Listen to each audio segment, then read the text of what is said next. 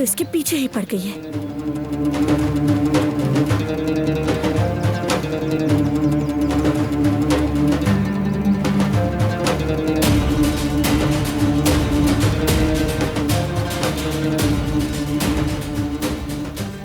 फिराक, ये बहुत खतरनाक लड़की है, तुम इससे दूर रहो। अच्छा ये बताओ, तुम मेरी कॉल का जवाब क्यों नहीं दे रहे? ना ही कॉल बैक की। गुल, दारिया से क्या मसला है तुम्हें? दिलान के साथ जो किया वो नहीं जानते? बस यही बात है? क्या ये काफी नहीं है? उसने उन्हें कत्ल करना चाहा।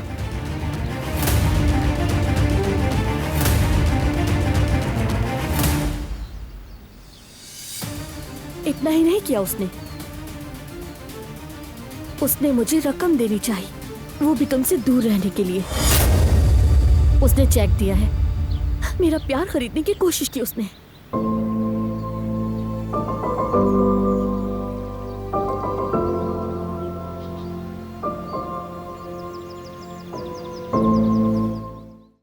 वो कहानियां अधूरी जो न हो सके कि पूरी, उन्हें मैं भी क्यों सुनाऊं, उन्हें तुम भी क्यों सुनाओ।